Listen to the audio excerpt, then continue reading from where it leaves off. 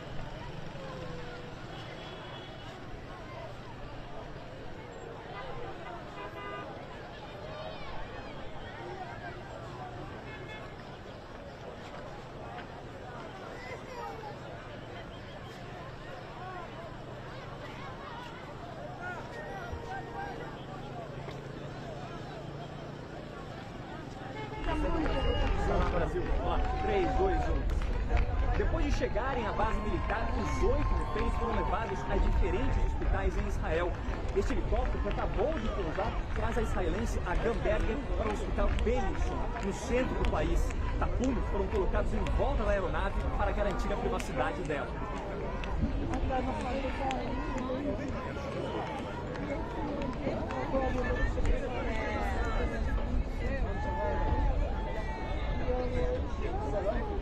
Faz aqui também, tá?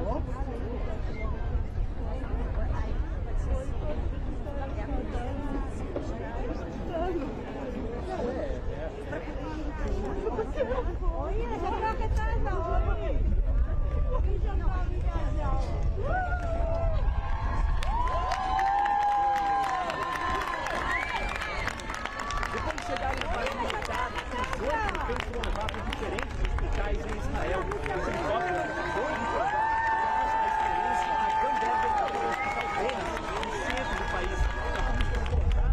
garantir a privacidade dela. Neste momento, o carro leva a sequestrada para dentro do hospital. Pessoas que estão em situação aguardam o resgate.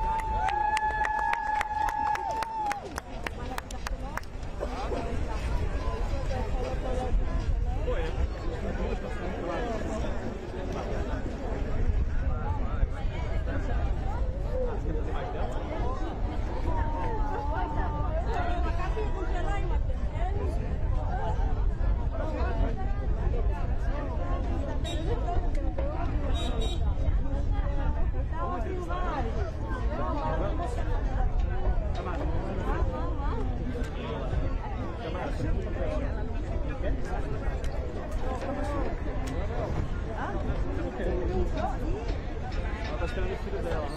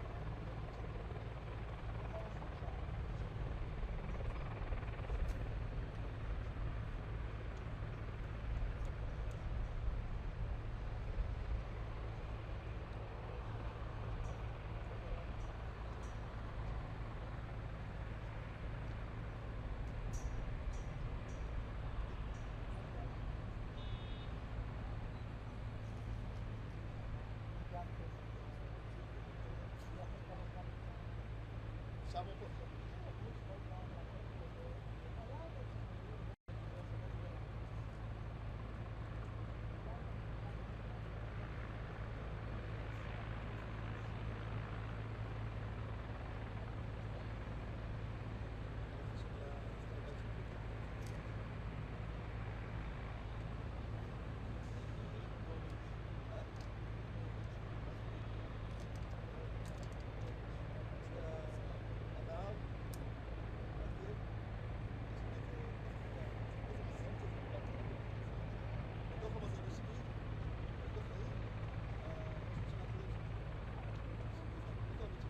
היה לו שם בבית שהוא בנה לפוטין, היית שם? לא. תקשיב, זה משהו? זה משהו?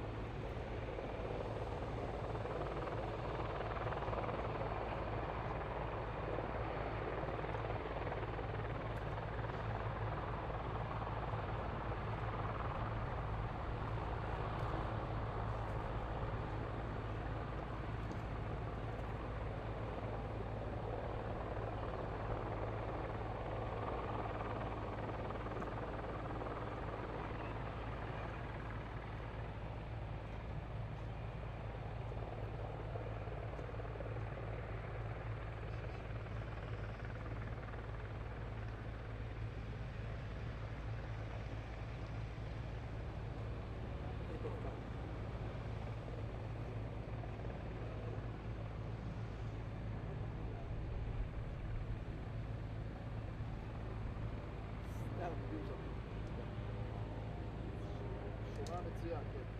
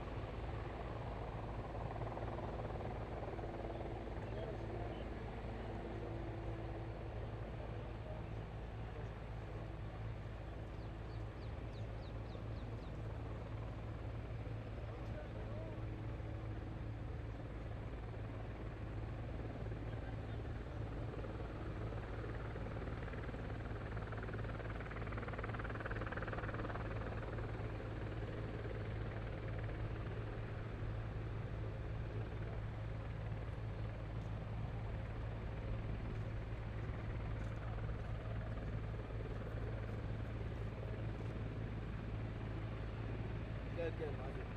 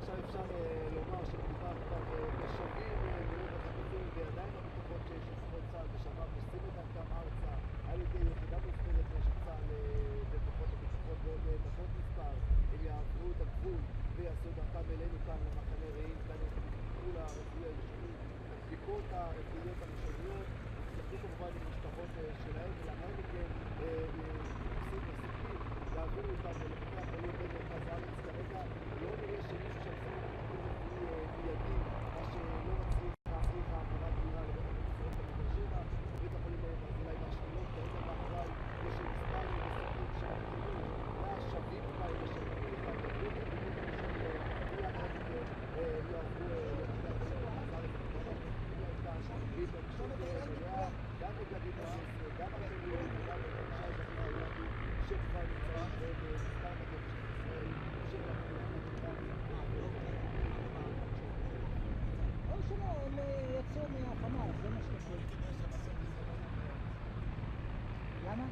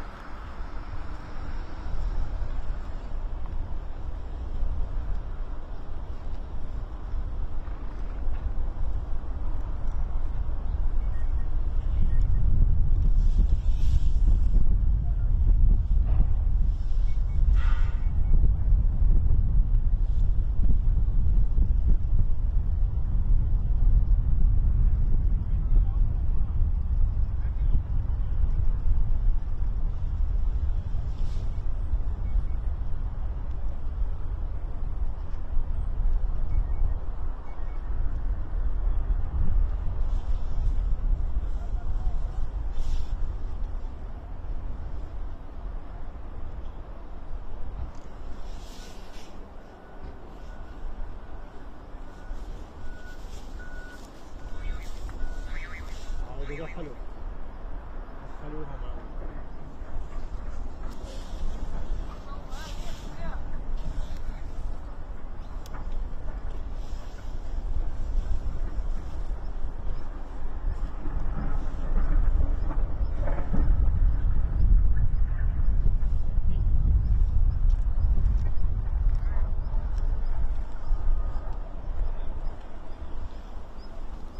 يا شباب الضبط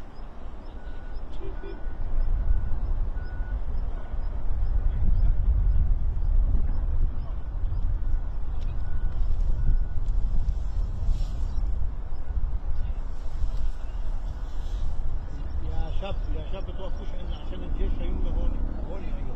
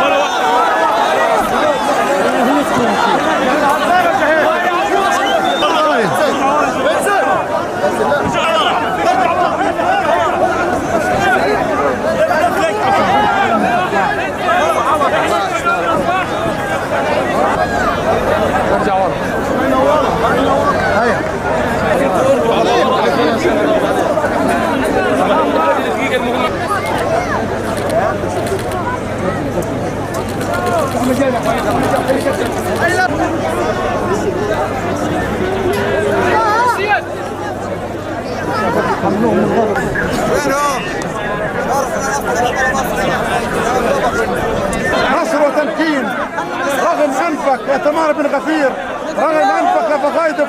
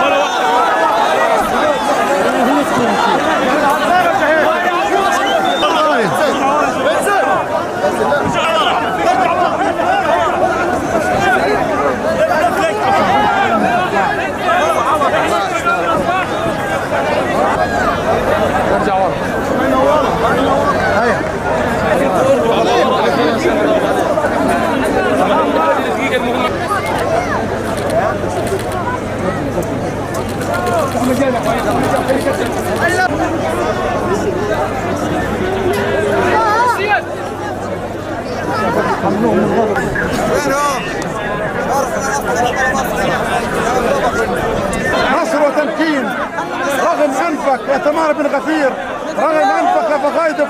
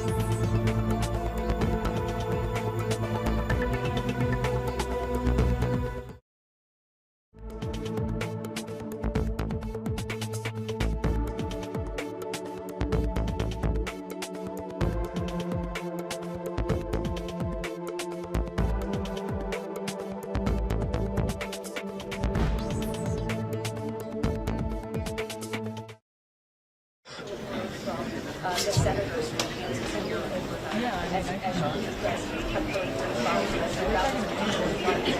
very well known that here's the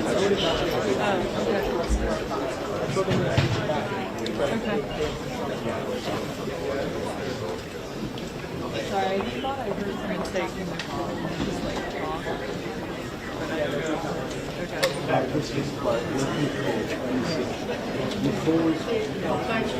Okay, she has to get into place first. Just know the truth. Yeah, I hear you.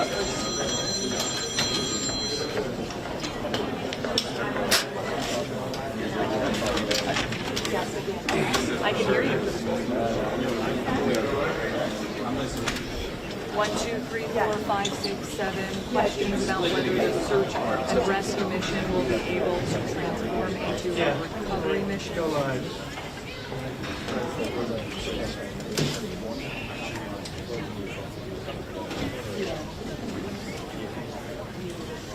It does seem like we're close. I have not made eyes on the air, which would be the real case.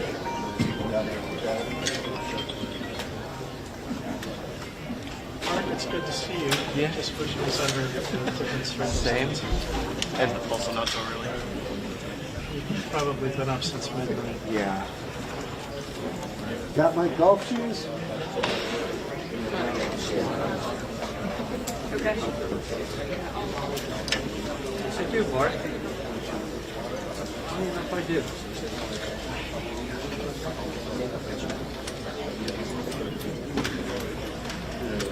This young lady's dead.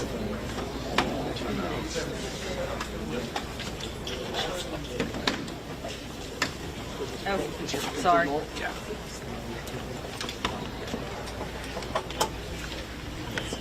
Okay. It is getting rather. Sorry, I don't have a lot of birth. As we're trying to get their positions so that they can hear and see what the officials have to say here. Standing by in just a few minutes, we do anticipate that we would probably hear some of the same folks we heard from overnight. We don't have a full list yet. I can tell you overnight we heard from the Secretary of Transportation, Duffy. We also heard from the Department of Balance. We heard from the CIO of Metropolitan Washington. Jack Potter.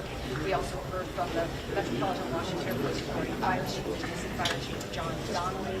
We knew that American Airlines officials were on their way here to get something behind them. I do see as the sun is coming up. I'm over the river from my vantage point. I can see people are starting to Yeah, this presser happening imminently, and earlier today we heard from law enforcement agencies across the capital region about just how expansive this search and rescue mission has been, with over 300 personnel on the ground and in the water. Of course, the big question remaining, are there any survivors? How many bodies have been recovered? A law enforcement source telling CBS News that at least 30 individuals, 30 bodies have been recovered from the ice of Potomac, waiting on official confirmation here from authorities just regarding how much debris, how many individuals they were able to actually pull from the water here. And authorities could also tell us a little bit more about when we will switch from this being a search and recovery mission to specifically more of a salvage mission. We know that investigators are also on the ground with the NTSB, the National Transportation Safety Board. They are leading on this investigation. We're waiting to hear what they were able to recover on the scene, what they'll be looking for. Of course, we know that investigators right now are very focused on why this Grumman Black Hawk helicopter was flying at such a low altitude near the airport. Everyone asking that question today. Beyond that, of course, we know that there were 60 passengers and 4 crew members aboard the plane, in addition to 3 soldiers in that Black Hawk. But we know few details regarding who was on that flight, so hoping that authorities might also share a little bit more with us about some of those victims there.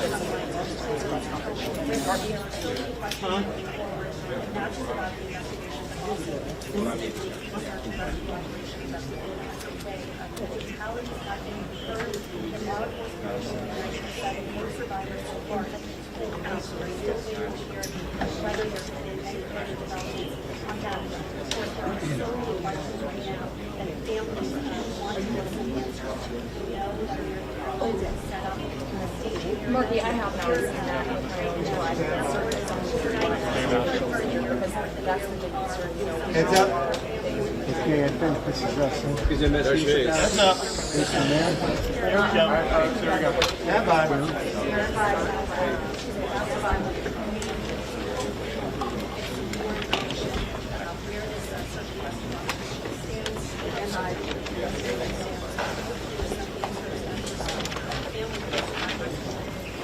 Turn it down to full 50 cans, right? You need to get wide with it. Do nothing?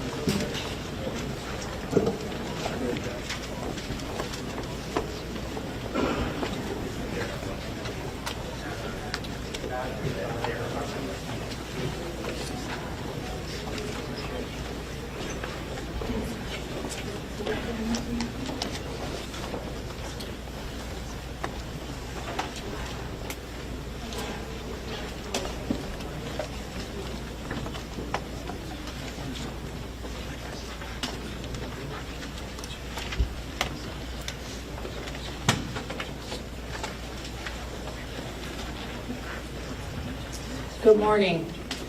I'm Muriel Bowser. I'm the mayor of Washington, D.C. We are here at Reagan National Airport to provide an update on the tragic events of last night.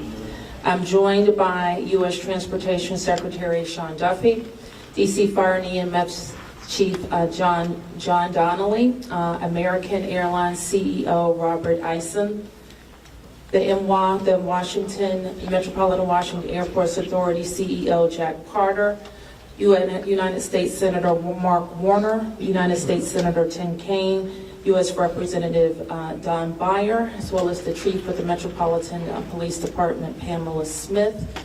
And we are joined by first responders from across the Metropolitan Washington region.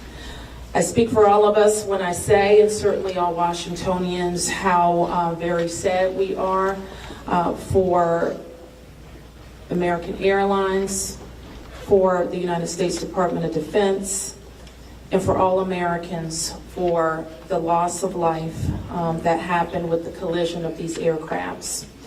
We know that includes families from across our region, as well as in Kansas and across the country. This morning, we all share in a profound sense of grief. I do want to thank the first responders who acted quickly last night, who ran towards danger, went into a very frigid river, and have worked throughout the night. Chief Donnelly reported in last night's briefing that we have a strong mutual aid agreement in our region, and those teams have worked together throughout the night in really tough and heartbreaking conditions, and we should all thank them for their heroic efforts. So we'll have several updates today. I'm first going to turn to the Secretary of Transportation, Sean Duffy, and then you will hear directly from Chief John Donnelly with a situational update. Thank you, Mayor. Again, Sean Duffy here, Secretary of Transportation. We wish we were gathering for different purposes today. I just want to let you know that the Department of Transportation, the FAA, along with the White House, President Trump, local, state, and federal partners, all working together on this incident in unison. I couldn't be prouder of this team that's been assembled, working tirelessly. Mayor, I want to thank you specifically for your work. A few details I'd like to give all of you, and some of you reported this, but last night, if you live in the DC area, you would know that this was a clear night last night. The helicopter was in a standard pattern. If you live in the DC area, you'll see helicopters up and down the river. This flight pattern is seen oftentimes when you live in DC. This was a standard flight pattern last night as well. The American Airline flight coming into land was in a standard flight pattern as it was coming into DCA. So this was not unusual with a military aircraft flying the river and aircraft landing at DCA. And again, if you live in the area, you'll see that frequently with those two aircraft working together. As many of you have reported, we have located the two aircrafts. The fuselage of the American Airline plane was inverted. It's been located in 3 different sections. It's in about waist deep water, so that recovery is going to go on today. As that recovery takes place of the fuselage of the aircraft, NTSB is going to start to analyze that aircraft, partner with the FAA with all the information we have to get the best results possible for the American people. I would just say that safety is our expectation. Everyone who flies in American skies expects that we fly safely, that when you depart an airport, you get to your destination. That didn't happen last night. And I know that President Trump, his administration, the FAA, the DOT, we will not rest until we have answers for the families and for the flying public. You should be assured that when you fly, you're safe. Thank you.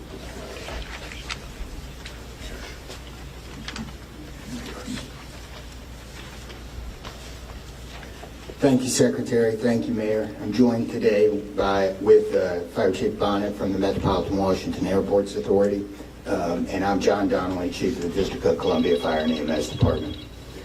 Last night at 8:48, the control tower sounded an alert, which alerts responders to respond to a report of an aircraft crash on or near the airport. That sets off an immediate response from the Airport Authority Fire Department, from the District of Columbia and Metropolitan Harbor Patrol fire boats and other fire boats on the river in order to support that type of operation. Very quickly, this call escalated. It became apparent, the responders realized that they had a plane crash and immediately escalated to a response that ultimately included about 300 people last night. These responders found extremely frigid conditions. They found heavy wind. They found ice on the water, and they operated all night in those conditions. I'd like to take a moment to acknowledge the agencies that responded in addition to DC Fire and EMS and Metropolitan Washington Airports Authority. Montgomery County Fire Department, the Prince George's County Fire Department, the Charles County Fire Department, the Baltimore County Police Department, the Anne Arundel County Fire Department, the Alexandria Fire Department, the Arlington County Fire Department, the Fairfax Fire Department, the Prince William Fire Department, the Baltimore City Police Department, the Maryland State Police, the Maryland Natural Resources Police, the Department of Defense, the Joint Base in Bowling Fire Department and the staff there, the U.S. Army and the U.S. Coast Guard, the United States Park Police, the Metropolitan Police Department, the FBI, and the NTSB. Despite all those efforts, we are now at a point where we are switching from a rescue operation to a recovery operation. At this point, we don't believe there are any survivors from this accident. And we have recovered 27 people from the plane and 1 from the helicopter. The District Office of the Medical Examiner has lead on reuniting these bodies and these people with their loved ones, and we will continue to work to find all the bodies and collect them and reunite them with their loved ones. We should also acknowledge that the Virginia Medical Examiner and the Army Medical Examiner are involved in this operation and a very important part of getting people identified. So.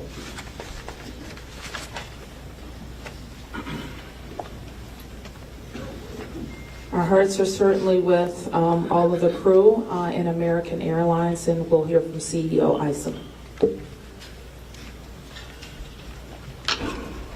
Thank you, Mayor. Good morning. I'm Robert Isom, the CEO of American Airlines. I want to express my sincere condolences for the accident that happened at DCA last night. We're absolutely heartbroken for the family and loved ones of the passengers and crew members, and also for those that were on the military aircraft. Our focus right now is doing everything that we can to support all of those involved and also the PSA Airlines team. This is devastating. We are all hurting incredibly. We urge any family and friends looking for information about their loved ones to call our designated helpline And that's at 1-800-679-8215. 1-800-679-8215. And here's what I can share at this early stage. American Eagle Flight 5342, operated by PSA Airlines, traveling from Wichita, Kansas to Reagan National Airport, was involved in an accident just before 9 p.m. local time on final approach into Reagan National. They collided with a military aircraft on an otherwise normal approach.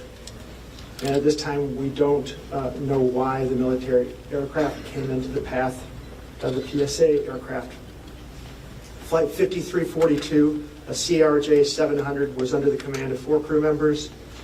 They carried 60 passengers, as you know, for a total of 64 people on board. In addition to local resources already here in D.C., American Airlines has activated our care team, and that's a group of specialists that are trained to support these types of responses. These team members are on site or arriving soon. And additionally, we have members of our GO team that are on ground here in D.C., and they're being deployed with resources to do everything that we can to take care of the needs of the families and the loved ones of the passengers and crew members. And that is our sole focus. And we're so grateful for the first responders. They've been working through the night, courageous efforts. We're actively working with local, state, and federal authorities on emergency response efforts and closely coordinating with PSA Airlines as they cooperate fully with the NTSB on the investigation. I know that there are many questions at this early stage. I just won't be able to answer many, but we'll provide additional information as it comes. Thank you. I want to introduce the Metropolitan Washington Airports Authority CEO, Jack Carter. The authority manages Reagan Washington National and Dulles International. Good morning and thank you, Mayor. First, let me begin by expressing our condolences for all the victims of this flight and for their families. There's a lot of grieving going on, and so we're very sympathetic to that. I want to echo what was said about the first responders. When there's a problem in this area, everybody drops everything and they rush to wherever the problem is. So I want to thank the chief, the entire team from Washington, D.C., but just as important, the list of folks that the chief described. The federal authorities have been here en masse, and so a lot of effort was brought to bear. Unfortunately, we weren't able to rescue anyone, but we are in the recovery mode right now, and I just want to, last night I expressed the fact that we hope to open at 11 o'clock today, and that is still the case. We're going to open the airport at 11 o'clock. And again, condolences to the families, and thanks to the many, many who are still out there working very, very hard to complete this recovery. Thank you, ma'am.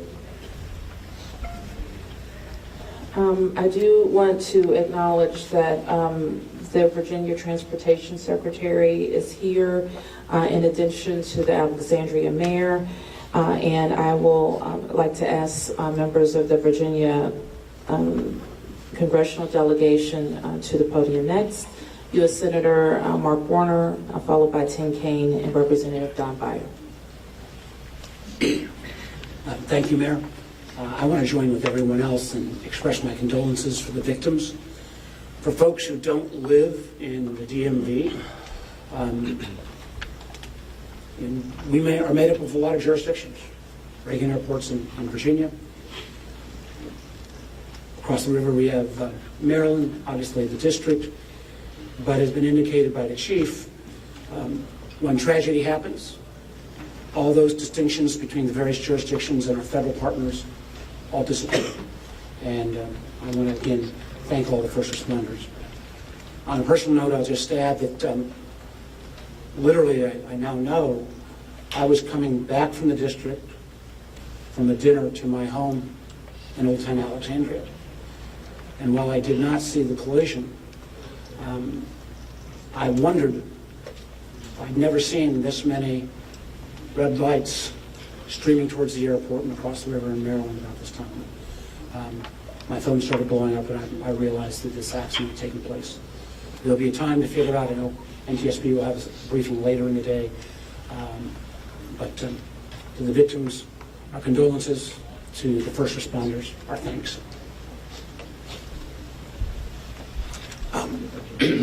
Sorrow, thanks, and questions. So sorrow, as all have expressed, to the crew, to the passengers, to the soldiers, to their families, to their friends, to their loved ones, to people who are still trying to get information and unsure whether their loved ones have been lost.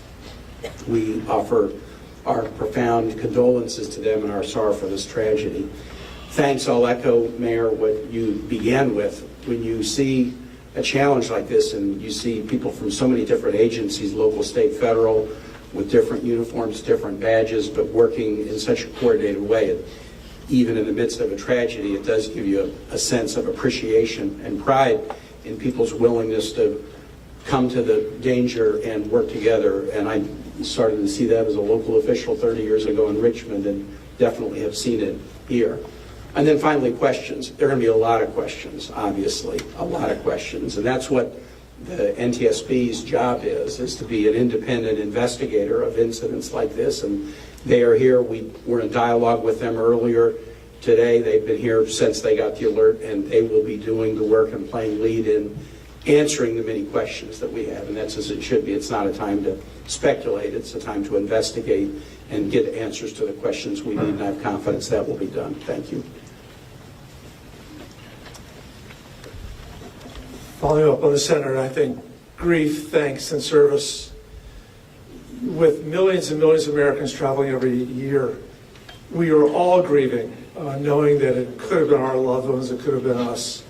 And our hearts go out to all those who have lost folks.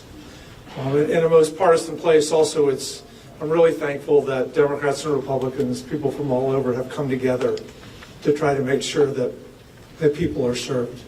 As a local representative, I want the families to know that our office is available to serve you in any way we possibly can through this time of grief and transition and loss. And then also just note that we're deeply grateful for the people who risked their lives last night on a moment's notice and spent the whole night on the river in the ice and the wind, serving us. And then finally, as Senator Kane, Senator Warner noted, after the NTSB investigation, we've got to make sure that at the federal level and with the support of Virginia, Maryland, D.C., we're doing everything we can to make sure this does not happen again.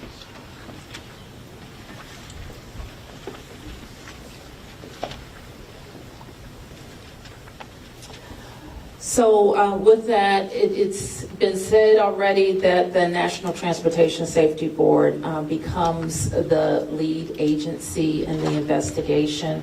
Our jurisdiction in D.C., where the crash occurred over the river, concludes as we, in the leadership role of the Unified Command, as we shift to a recovery effort. We expect the National Transportation Safety Board to provide briefings to the press later in the day. So at this point, we can take a few questions. Yes. Can you say without a shadow of a doubt that people are safe to fly? What we can talk about today is what happened here with the collision of these vehicles. We've said what we know, and that the National Transportation Safety Board continues to investigate.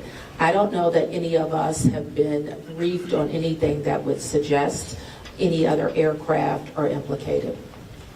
Yes? You're still missing 30 plus people in the water. What are some of the challenges in recovering them right now? Chief. So the rescue operation, or the recovery operation, goes on. It's a lot of touch and feel in the different parts of the plane and the helicopter, and the crash area is a little spread out, so we've got some work to do. And I think it's a pretty normal type of situation. I don't think it's extraordinary. How spread out is this debris field? So the wind started blowing last night, so we've had debris travel from the airport down as far as the Wilson Bridge. Mile-wise, how far is that? I couldn't tell you. Okay. less than a month. This is a question for CEO Carter. You're going to open the airport at 11 o'clock this morning.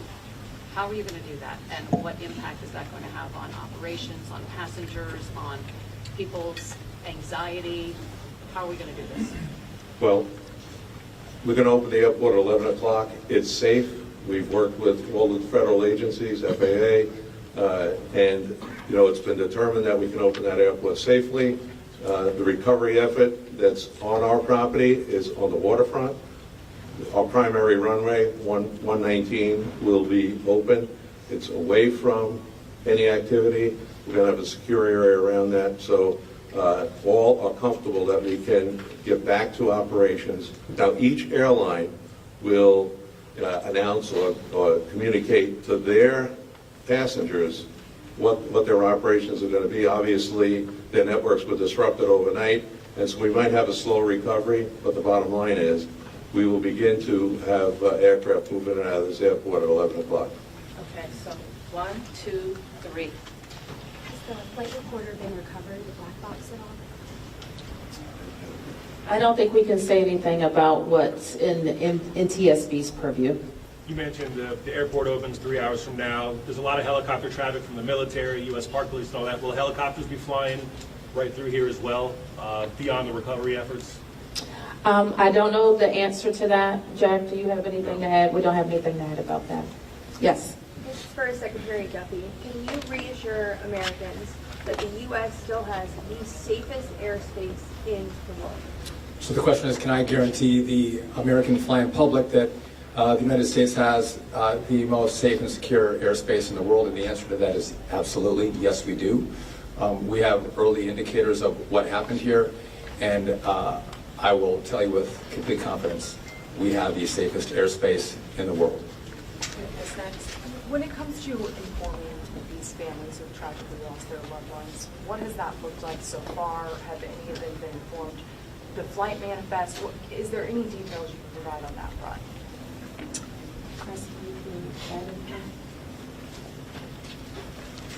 All I can say is that we have published the 1-800 number. We have family assistance centers set up here in DCA. We do in Wichita as well. I'm not at liberty to give the number of families that have been that have used those services, but we are making that use.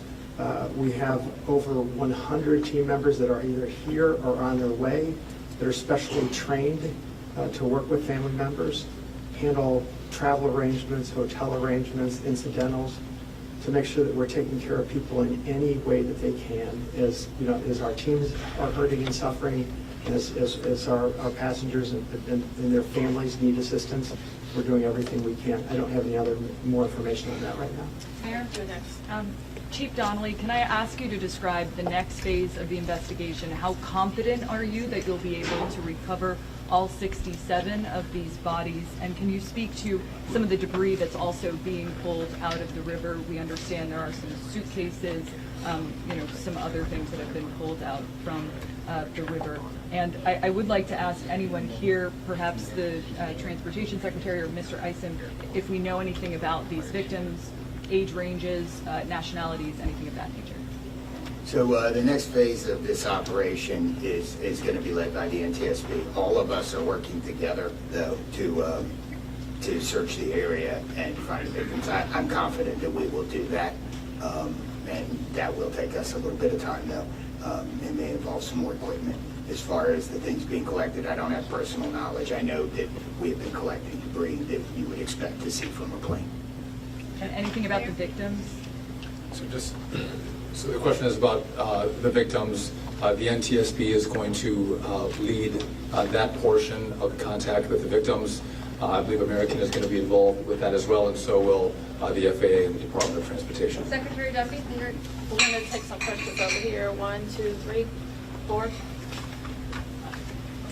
First Secretary Duffy, the flight path that the helicopter was on, is that a common flight path, and is it normal for helicopters to get clearance to cut across busy approach paths? So I don't know if you all could hear the question. It's a question about the flight path of the helicopter. I don't want to go into too much detail about the information we have from the FAA, but obviously it is not standard to have aircraft collide. I want to be clear on that. But prior to the collision, the flight paths that were being flown from the military and from American, that was not unusual for what happens in the DC airspace. And as this investigation moves forward, we will be able to provide more information to you about the details of that statement. I wanted to follow up on that question regarding the flight path, because you said it's standard. So can you speak to the conversations with air traffic control? Were there blind spots here? I don't know if you can expand. So the question is, were there blind spots with air traffic control? I don't want to make statements about that. I don't lead into that answer. But again, I think whether it was air traffic control, whether it was military aircraft, helicopters, or the American flight, everything was standard in the lead up to the crash. Now, obviously, something happened here. You'll get more information and more details as this investigation moves forward. We'll learn what happened. But again, those who live in the DC area, we see military helicopters fly up and down the river. It's a standard path that they fly. They're used to aircraft landing at DCA. And there's a procedure in place because this happens every day. Something went wrong here. I look forward to the time and point when we can give you that information, but I don't want to comment on that right now.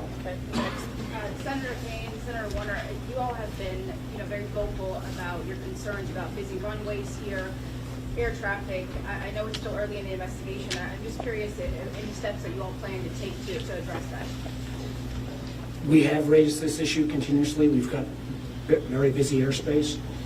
I think we will ask questions, but at the appropriate time. But we are in this period right now where families are still being notified.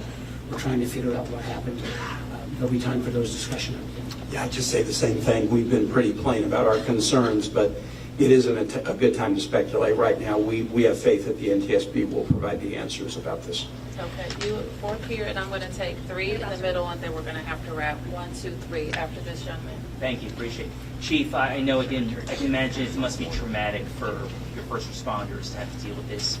How are they doing right now, and are you all going to be offering any services to help them as they process this? So thank you for the question. Our first responders are resilient people, but yes, this call will be hard for them.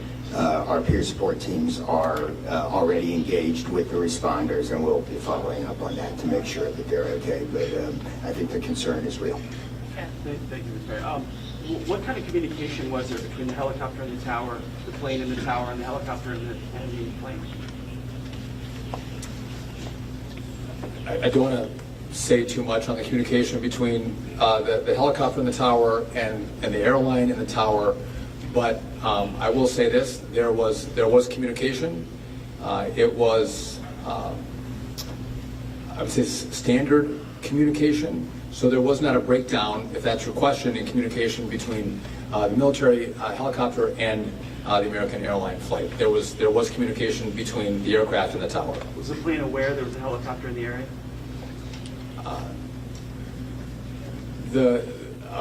I would say the helicopter was aware that there was a plane in the area. President, so the president, you said yesterday that he called into the briefing room. Has he returned to the briefing room since then? Have you spoken? Also, a question about the National Security Advisor, Mike Waltz. He's saying that there was 30 bodies that have been recovered. That you just said that in the White House. Curious. I know you're in this presser right now, so that's hard for you to update. But I do have the question on POTUS in the briefing room. I can do the body. Okay. So in terms of body recovery, as we recover bodies, we have a process, and we're not counting any bodies until they're in the possession of the medical director. So there may be some fluctuating in numbers that other people would report, but our numbers from the medical examiner. So just in regard to the president in the briefing room, I've been with this team for the last hour plus as we've worked through the details of the information we wanted to give you. But it is my understanding that either this morning he was going to be in the Situation Room, or the Situation Room is obviously briefing the president. He has been kept in full appraisal of what is taking place. Okay, last two, you ma'am, first.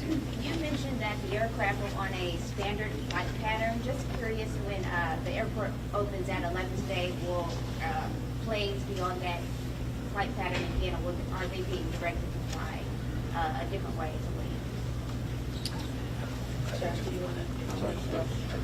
Well, I mean, safety is paramount, and I don't have that information quite yet from the FAA, so I don't want to provide information I don't want to provide an answer or inaccurate information on what routes will be flown out of DCA. Okay, last one. Two questions really quickly. What do you know about the experience and history of the pilots of both the American Airlines plane and the Army Black Hawk helicopter?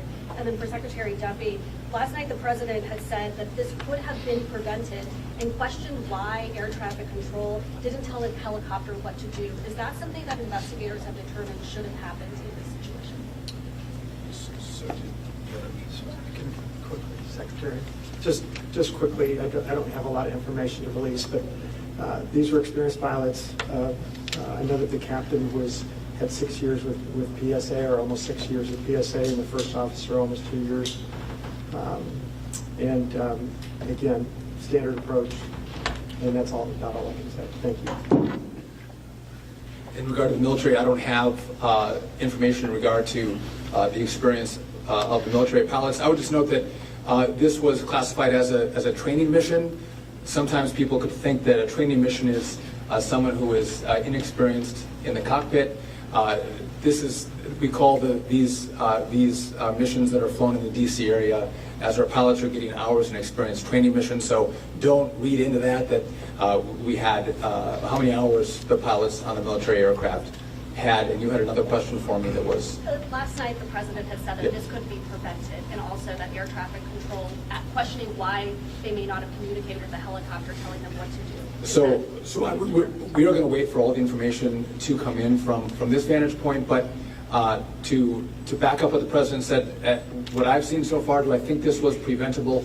Absolutely. Thank you. Is there an acting FAA director? Thank you, everyone.